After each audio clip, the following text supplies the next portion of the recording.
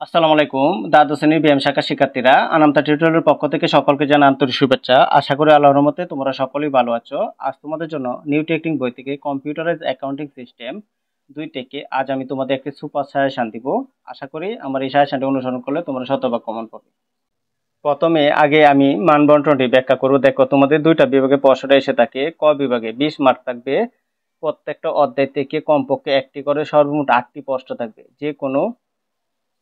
যে কোনো তোমাদের 4টি প্রশ্ন উত্তর দিতে হবে। এখানে প্রশ্ন থাকবে 1 থেকে 8 পর্যন্ত ক বিভাগে। এক একটা প্রশ্নেতে মার্ক থাকবে 5 করে, 4 5 20 মার্ক। এখানে শুধু প্রশ্ন থাকবে, কোনো অঙ্ক থাকবে না। আর খ বিভাগের মধ্যে সবগুলাই তোমাদের অঙ্ক থাকবে, কোনো প্রশ্ন থাকবে না।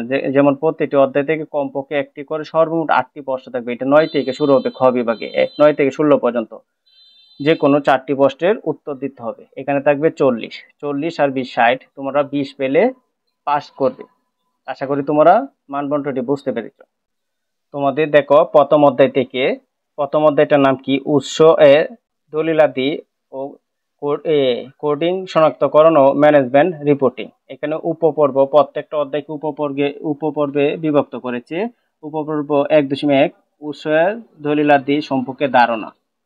এখান থেকে তোমাদের কোনো প্রশ্ন পড়তে হবে না।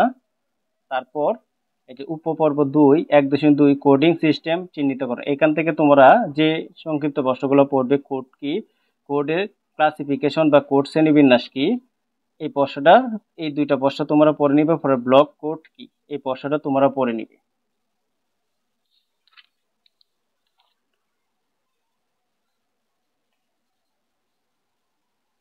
তারপর এখান থেকে পড়ে নিবে ডাটা কোডিং ও বিভিন্ন মেথড সমূহ বর্ণনা করো, এই প্রশ্নটা।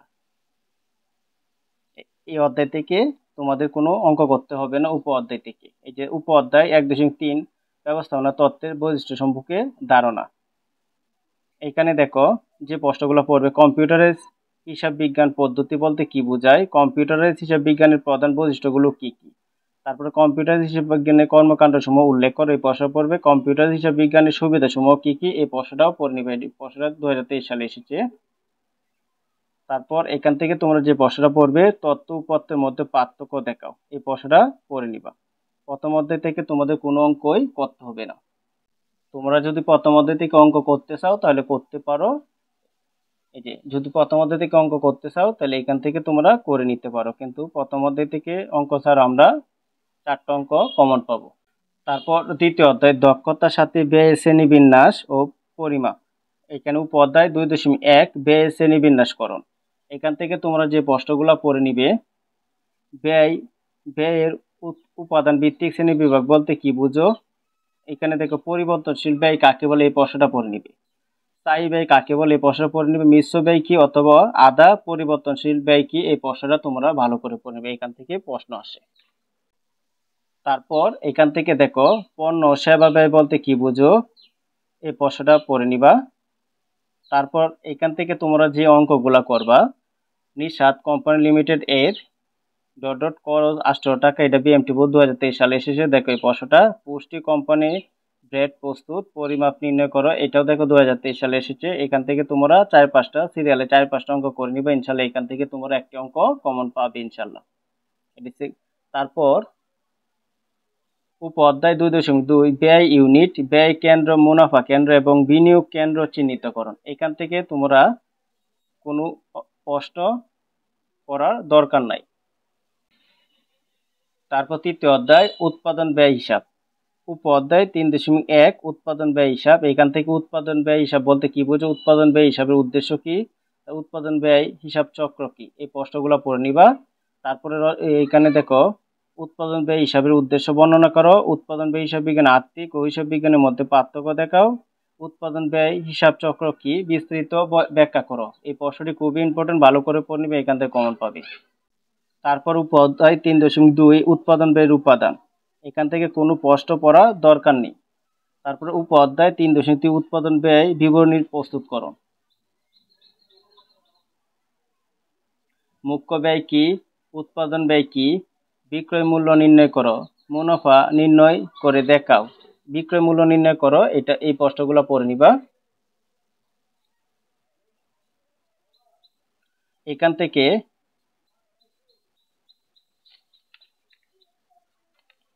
এখান থেকে তোমরা এখান থেকে 3-4টা অঙ্ক করে দিবা।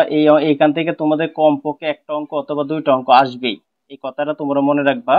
দেখো, ইমতিয়াজ ব্রাদার্স এর নিম্নোক্ত উৎপাদন ব্যয় নির্ণয় করো। দেখো, উৎপাদন ব্যয় একটা অঙ্ক করে নিবা, বিশদ আয় বিবরণী করে নিবা, নিট মুনাফা করে নিবা, নিট লাভ করে নিবা। এই বিশদ আয় বিবরণী তো দিছি, এরকম তুমি কয়েকটা নিয়ম তুমি করে নিবে ইনশাল্লাহ। এখান থেকে দেখবা তোমাদের একটা অঙ্ক নিশ্চিত থাকবে 10 মার্কের, দুইটাও থাকতে পারে। তারপর চতুর্থ অধ্যায় মজুত পণ্যের হিসাব রক্ষণ পদ্ধতি, উপ অধ্যায় 4.1 মজুত পণ্যের মূল্যায়ন পদ্ধতি। এখান থেকে যে প্রশ্ন পড়বা, মজুত পণ্য বলতে কি বুঝো, অবিরত মজুত বলতে কি বুঝো, অবিরত মজুদের সুবিধা উল্লেখ করো। তারপরে কালান্তিক মজুত কি, অবিরত মজুত পদ্ধতি ও কালান্তিক মজুত পদ্ধতির মধ্যে পার্থক্য কি, এই প্রশ্নগুলা পড়ে নিবা। তারপর যে রচনামূলক যে প্রশ্নগুলা তোমরা এখান থেকে পড়বা, অবিরত মজুত পদ্ধতির ধারণ ও সুবিধা অসুবিধা ব্যাখ্যা করো। তারপর কালান্তিক মজুত কি, এর সুবিধা অসুবিধা আলোচনা করো।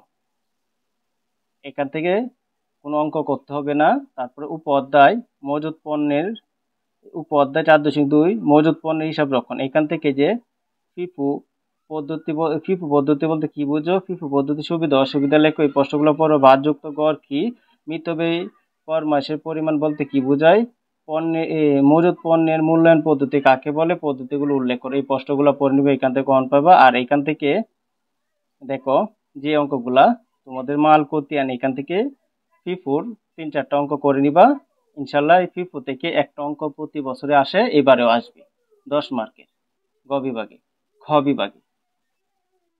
তারপর পঞ্চম অধ্যায় মজুরি ও বেতন হিসাব রক্ষণ।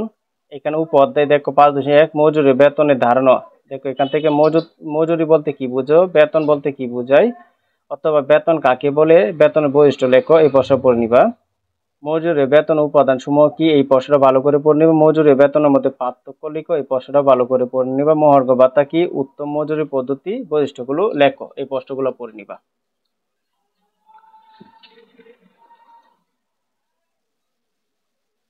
তারপর মজুরি বেতন উপাদান সমূহ কি, এইগুলা প্রশ্নগুলো পড়ে নিবা। আর এখান থেকে তোমরা দেখো, তারপরে উপ অধ্যায় 5.2 মজুরি ও বেতন বিবরণী প্রস্তুত করো। এখান থেকে কোনো প্রশ্ন পড়তে হবে না।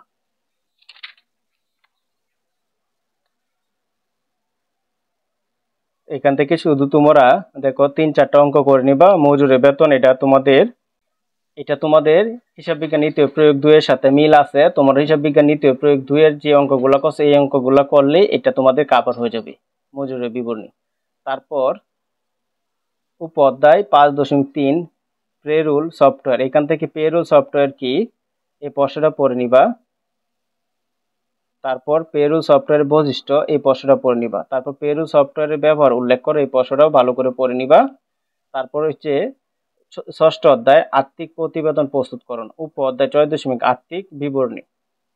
এখানে আর্থিক বিবরণী বলতে কি বোঝায়, আর্থিক বিবরণী উপাদান সমূহ কি কি, আর্থিক বিবরণী সীমাবদ্ধতা সমূহ উল্লেখ করো, বিশদ আয় বিবরণী কাকে বলে, এই প্রশ্নগুলো পড়বা। তারপরে এখান থেকে আর্থিক বিবরণী সীমাবদ্ধতা সম্পর্কে বিস্তারিত আলোচনা করো। সিদ্ধান্ত গ্রহণে আর্থিক অবস্থা বিবরণীর প্রয়োজনীয়তা সংক্ষেপে লেখো। এই প্রশ্নগুলো পড়ে নিবা।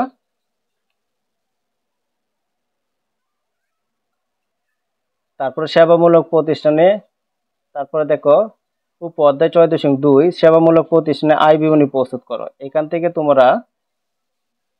তোমরা 2-3টা অঙ্ক করে নিবা। এখান থেকে তোমাদের একটা অঙ্ক থাকবে।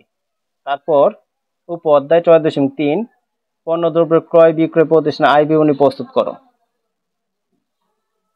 বিক্রিত পণ্য ব্যয় কি, পরিচালন ব্যয় কি, নিট মুনাফা বলতে কি বুঝো, এই প্রশ্নগুলো তোমরা ভালো করে পড়ে নিবা।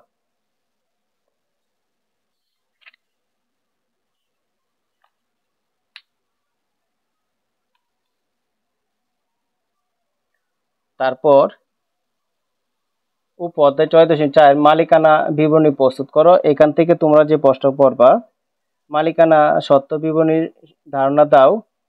ধারণা দাও, এটি প্রস্তুতির প্রয়োজনে ব্যাখ্যা করো। এই প্রশ্নটা তোমরা পড়ে নিবা।